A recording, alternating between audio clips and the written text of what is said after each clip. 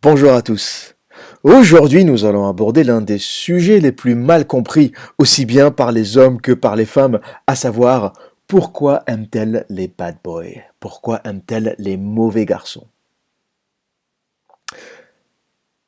Même les femmes ne comprennent pas leur attirance envers les mauvais garçons parce que on a tous entendu une femme au moins une fois dire «Je sais pas ce que je fais avec ce connard». Elle sait que c'est un connard, mais elle est encore avec lui. Elle ne peut pas le quitter parce que, en fait, elle adore le connard. Mais pourquoi adore-t-elle le connard? Et tous les hommes n'arrivent pas à comprendre ça, c'est très difficile et certains hommes passent même une vie entière sans comprendre pourquoi les femmes aiment les mauvais garçons. Et ça, c'est l'un des secrets les mieux cachés dans le monde des rapports hommes-femmes de façon générale. Et les hommes sont tous un peu dépourvus face à ça, ils sont tous là en train de se demander mais qu'est-ce qui se passe? Surtout s'ils ont bien sûr été élevés à la sauce Walt Disney, Blanche-Neige, La Belle au Bois dormant, Pocahontas. Et ils se disent, mais je comprends pas, j'ai tout fait, j'ai tout fait, j'ai tout bien fait. L'arrêt sur le côté, je leur ai offert des bonbons, je leur ai offert des roses, je les ai invités au cinéma, j'ai tout fait, j'ai tout fait. Et ça marche pas. Et oui, le gentilhomme se fait toujours avoir. Il a tout fait bien. Il a tout fait bien, il a eu les meilleures notes, les meilleurs diplômes, il a fini premier de sa classe, premier de sa promotion, et il est devenu top manager de son entreprise de software, de logiciels informatiques, et il baisse pas. Et à côté, on a le connard, le grand balafré, le mec qui fout la misère aux femmes, qui a dans sa vie à peu près rien pour lui, mais qui a cette espèce d'attitude qui rend les femmes dingues. Et oui, les femmes aiment Rollo the Viking. Rollo le Viking, qui est une espèce de barbare qui tue et massacre tout sur son passage. Mais elles le kiffent. Et elles ne savent même pas pourquoi elles l'aiment. Et c'est ce que je vais tenter de vous expliquer dans cette vidéo. Il faut savoir qu'il y a deux parts dans le cerveau en général, et le cerveau féminin n'y échappe pas. Donc la partie consciente, la partie qui analyse, la partie qui comprend au premier degré. Et il y a la partie inconsciente, le cerveau reptilien, le, les choses qu'on ne maîtrise pas, qui ont été héritées de millions d'années d'évolution. Un reptilien, un cerveau reptilien vient de reptiles, de cette époque où la Terre était encore peuplée de reptiles. Et ce cerveau reptilien, c'est quelque chose qu'on ne comprend pas. Par exemple, la peur n'est pas dans le cerveau conscient, elle est directement dans la partie inconsciente du cerveau. Et cette dualité fait que il y a une espèce de bataille qui se passe dans le cerveau d'une femme entre le cerveau conscient qui veut l'homme gentil, protecteur, et le cerveau inconscient qui cherche l'animal, qui veut se faire dominer, qui veut se faire prendre. Et quels sont les caractères du bad boy, du mauvais garçon, qui font que ben, toutes les filles sont folles? Il faut savoir que il y a 10 000, 20 000, 30 000, 45 000 ans, le bad boy, c'était l'homme fort. Et l'homme fort, c'était quoi? C'était l'homme qui pouvait chasser, donc ramener de la nourriture à la maison, qui pouvait se battre, donc défendre sa famille ou défendre sa tribu contre des attaques ennemies, l'homme qui pouvait tuer, et je ferai une vidéo dans le futur pour l'attirance des femmes vers les tueurs, les criminels, hein. Il y avait des femmes qui se rendaient dans les tribunaux pour voir ces criminels se faire juger, et elles poussaient même le vice jusqu'à s'habiller comme les victimes de ce criminel, et je développerai une vidéo, je détaille pas trop parce qu'il y a une vidéo qui arrive que je ferai bientôt sur ce sujet. Donc la fascination des femmes pour ces hommes violents. Et leur cerveau conscient va dire non, non, c'est des tueurs, évidemment que je les aime pas. Non, non, le mec c'est un taré, t'imagines, il a tué toute une famille, il a bouffé les intestins et le cœur, mais non, hors de question, t'es fou. Mais leur cerveau reptilien, leur cerveau au niveau inconscient, elle mouille presque de, de cette puissance, de cette violence. Parce que cet homme, il y a 20 000, 30 000, 45 000 ans, était l'homme voulu par les femmes parce qu'il était capable, en étant fort, en étant capable de tuer, parce que tuer c'est quoi? Tuer c'est ou tuer un animal, donc ramener de la viande, ramener de la calorie, ramener de l'énergie à la maison, ou chasser, chasser et puis ensuite tuer. Donc la, la capacité de tuer était simplement la capacité de ramener des aliments, des calories à la maison. La capacité de tuer, c'était la capacité de tuer un ennemi, de défendre sa famille. Donc la violence était un caractère hautement valorisé que ne possédait qu'une minorité d'hommes qui avaient la capacité physique, qui avaient la capacité mentale d'affronter des journées entières de solitude. Hein. Les hommes partaient chasser, ils partaient pour des jours, parfois des semaines, sans être sûrs de revenir, sans être sûrs de trouver quelque chose. Et donc les hommes qui revenaient, c'était les hommes qui avaient affronté le froid, qui avaient affronté les animaux, qui avaient affronté la faim. Donc c'était les costauds qui revenaient. Et c'est pour ça que les femmes ont cette attirance inconsciente face aux hommes violents.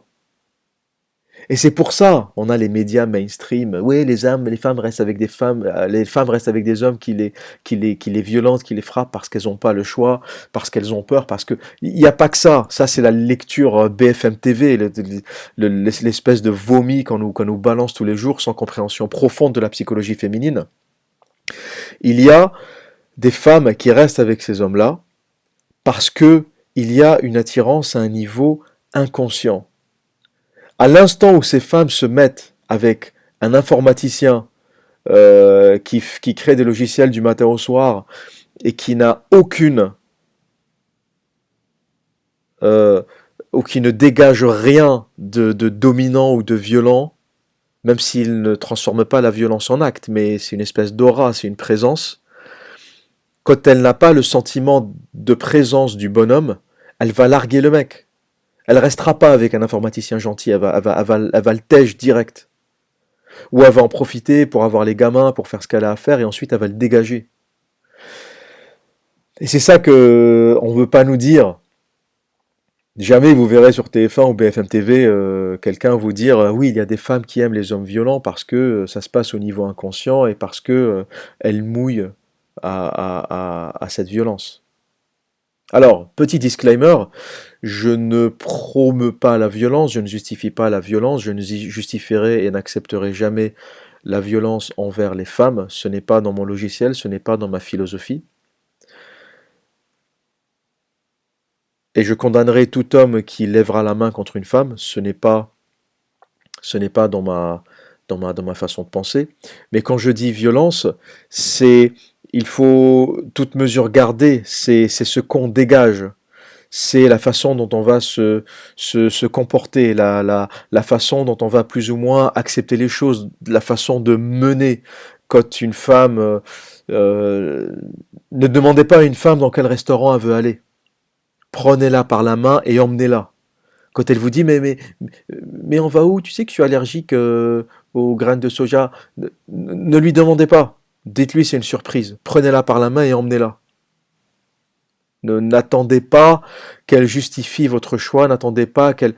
Emmenez-la, elle veut être emportée. C'est là que vous devenez le Rollo le viking.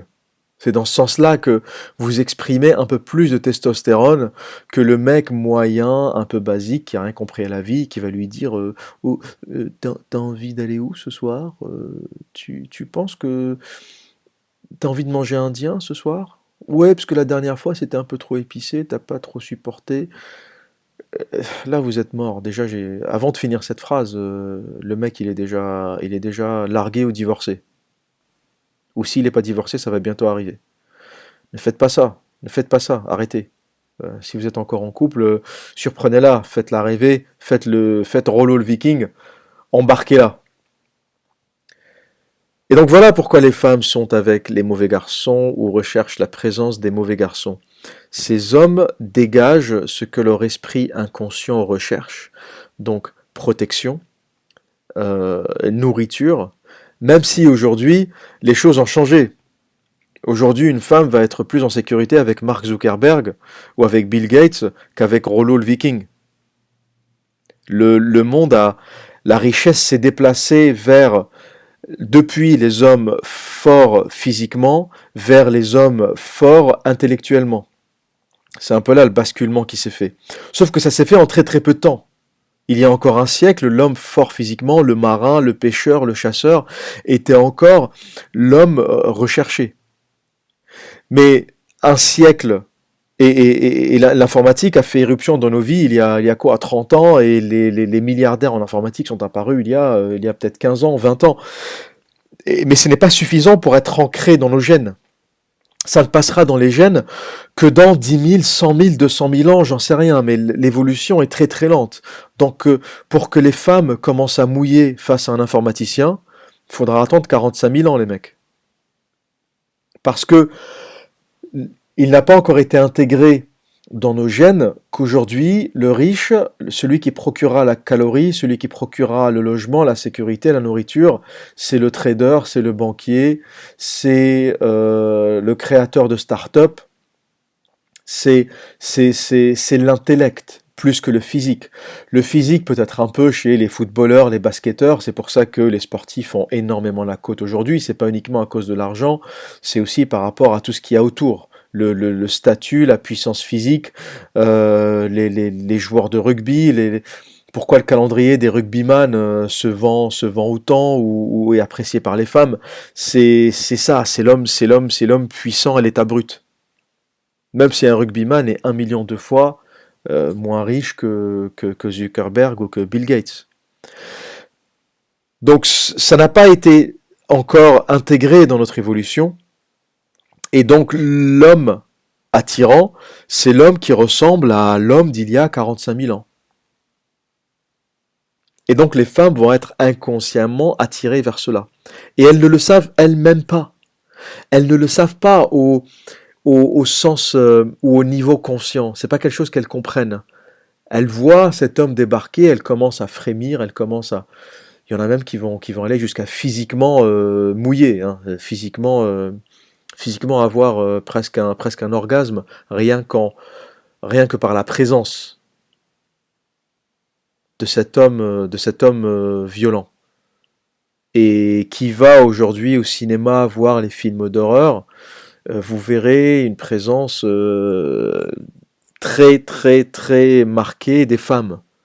Et c'est souvent la femme qui va embarquer son copain pour aller voir le film violent au cinéma, le dernier Saw ou le dernier je sais plus quoi, parce qu'elles aiment la sensation procurée par cette peur.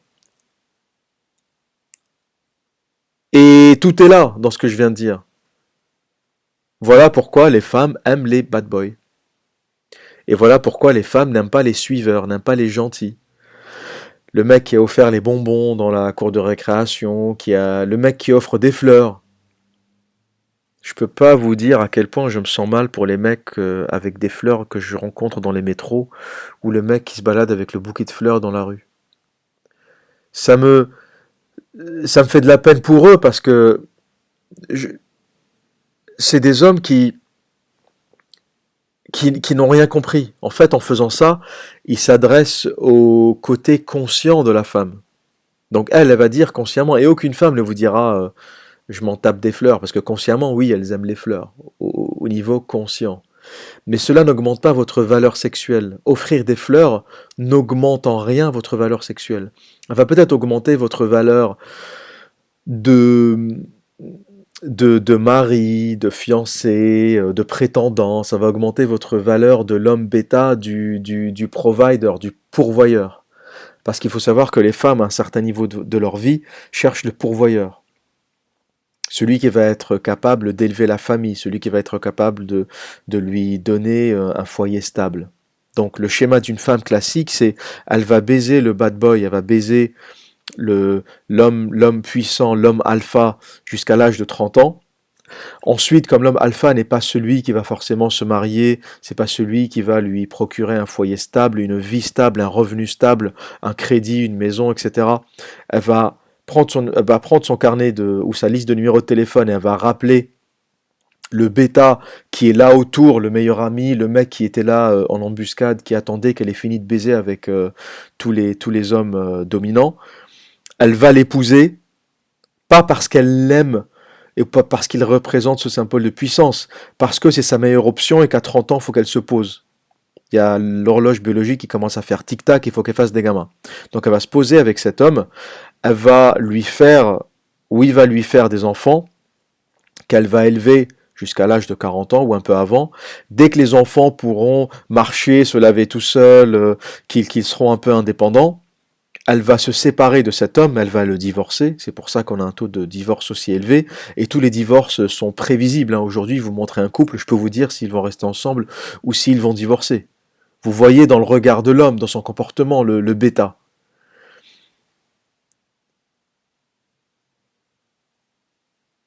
Et elle va le divorcer pour ensuite aller rechercher la compagnie de cet homme alpha qu'elle aime tant et qu'elle recherche tant dans ses tripes, dans son logiciel, dans son ADN. Et elle va faire la fête, elle ira au Cap d'Agde se faire baiser en été, ou elle ira dans les îles, ou en Afrique, ou peu importe, à l'île Maurice, ou dans ces nouvelles destinations à la mode, où les femmes, qu'on appelle maintenant cougars, les femmes qui ont passé leur pic de beauté et de fertilité, vont aller se faire baiser par les seuls hommes qui voudront bien d'elles à ce moment-là, parce que les alphas européens se reportent toujours vers les femmes plus jeunes, qui ont 20 ans, 23, 24 ans, belles, fraîches, fermes, et elles n'ont plus que s'exiler ou aller dans des pays avec des niveaux de vie très bas pour monnayer ou pour vendre ou pour acheter contre monnaie le sexe des hommes dominants, qui vont vouloir d'elle uniquement pour des raisons financières, hein. Un portoricain de 20 ans va pas aller baiser une grosse de 40 ans parce qu'il kiffe, hein. Je pense qu'il va s'amuser bien plus avec des portoricaines de 20 ans. Mais voilà, il a besoin un peu d'argent et la blonde siliconée de Miami qui a beaucoup d'argent et qui veut s'amuser un peu, fera très bien l'affaire pour lui. Donc c'est un peu le schéma classique qu'on a aujourd'hui. Allez, il y a quoi? Il y a 50% des couples qui divorcent, et ben c'est 50% des couples qui sont dans ce schéma-là. La fille s'est amusée avec son type d'homme de prédilection, l'alpha, puissant, dominant. Ensuite, elle s'est mariée avec l'informaticien qui faisait bien l'affaire, qui gagne bien sa vie, qui gagne 3000 euros et des brouettes, et qui a pris le crédit sur 25 ans, qui lui a fait deux gamins, donc qui fait l'affaire pour élever les enfants jusqu'à 5-6 ans. Ensuite, elle le divorce, elle a les enfants, elle garde les enfants et lui paye la pension de je sais plus combien par mois en fonction du nombre d'enfants qu'il a et en fonction de son revenu. Donc elle aura un revenu confortable et une vie confortable en plus des enfants, en plus de la moitié de la maison. Donc pour elle c'est tout bénef. Donc elle a passé cette étape. Elle le dégage pour retourner vers l'homme qui l'a fait rêver, vers l'homme qui l'a fait mouiller, vers l'homme dominant. Voilà ce qui se passe, voilà le schéma classique chez tous les hommes. Donc si vous n'êtes pas l'homme dominant dans votre couple, ne vous mariez pas. Si vous n'êtes pas l'homme qui dirige ses affaires, qui sait où il va, qui sait dégager une femme quand elle se comporte pas bien, qui sait, qui n'a pas peur de se retrouver tout seul. Quand vous dégagez une femme, ce n'est pas que des menaces. Si elle se comporte mal, faut pas hésiter. Par exemple, une femme qui se comporte mal au restaurant, et je n'hésite plus à le faire. Si je suis avec une femme que je rencontre, avec qui je prends un café ou que j'invite, et qui commence à regarder son téléphone et à envoyer des textes, et passe la moitié du rendez-vous à regarder son téléphone, je me lève et je dégage. Je n'ai plus de scrupules à faire ça. Bon, bien sûr, avant de faire ça, vous verbalisez la chose. Vous lui dites, si tu préfères regarder ton téléphone, je préfère m'en aller. Forcément, c'est une femme, elle est polie, donc elle va vous dire, mais non, c'est ma copine qu'il faut que je vois après, donc il fallait, je fais très bien, donc tu te lèves et tu vas voir ta copine. Et vous mettez fin à cette interaction, parce que si vous acceptez cette interaction, parce que vous n'avez pas beaucoup d'options, parce que vous êtes comme 80-90% des mâles bêta dans ce monde, et vous avez peur de perdre la fille, parce que vous savez pas si vous allez en retrouver une autre, et parce que la vie c'est difficile, et parce que ça fait trop longtemps que vous êtes célibataire. Bref, si vous êtes dans ce délire, vous n'allez pas oser le faire, et si cette relation marche malgré tout, le fait que vous ayez commencé cette relation en position inférieure, i.e. vous l'avez laissé regarder son téléphone pendant qu'elle était avec vous, donc elle a donné priorité à son téléphone et à sa copine ou à cet autre mec qu'elle est en train de texter pendant qu'elle vous parlait, vous avez accepté ça, vous vous êtes mis d'office en condition d'infériorité. Donc si ce couple marche, ou bien si cette relation marche, vous êtes en mode caniche. Vous n'êtes plus un homme, vous êtes catégoriquement en mode chien. Et les hommes ne réalisent pas ça parce qu'ils sont un peu envoûtés par cette présence féminine qui est la dernière chance de leur vie, qui est le centre du monde, qui est le noyau de la Terre, qui est les étoiles dans l'univers. Bref, Euh, ils sont aveuglés par ça. Et ils se réveillent à 40 ans. Je comprends pas, j'ai tout bien fait. J'ai tout bien fait depuis la cour de récréation. J'ai tout bien fait. Je lui ai offert des bonbons, des roses, le cinéma, le restaurant. J'ai tout fait. Oui, t'as tout fait, mais justement, t'as trop fait. Et t'es devenu un petit caniche. Pour pas reprendre la chanson de Didier Super. T'es devenu une peluche. Et elle le sait. Et les femmes aiment qu'on s'impose à elles, aiment, comme on dirait un enfant qui déborde ou qui exagère d'arrêter, elles aiment qu'on leur dise cela. C'est un, c'est un shit test, comme on dit en anglais. Un shit test, c'est un test où la femme teste vos limites pour savoir à quel point vous êtes un homme. Un homme. Elle teste vos limites pour savoir quel type d'homme vous êtes. Donc elle va vous faire plein de shit tests qui sont des tests de masculinité ou des tests où elle va tester votre masculinité et elle va voir au fur et à mesure où elle augmente la dose jusqu'où vous êtes prêt à aller. Et si à aucun moment dans ces tests vous tapez le poing sur la table en disant là ça suffit, là on s'arrête, et ben elle va continuer. Et plus elle va continuer, et plus la barre de votre masculinité va baisser. Et donc vous êtes condamné à l'échec. Même si vous la voyez encore, même si vous la baisez une ou deux fois de temps en temps et qu'elle vous donne satisfaction, sur le long terme, vous êtes voué à vous faire jeter comme un vieux t-shirt ou comme un tampon usé. Voilà, j'espère que cette petite vidéo en a éclairé beaucoup. Hein. Donc, man the fuck up, devenez un homme et évitez de passer trop vite en mode tampon. Que dire d'autre? Eh bien, rien de plus, hein, je pense que tout est là. Comme à mon habitude et comme le savent tous les habitués, que dire d'autre? Eh bien, prenez soin de vous et à très bientôt.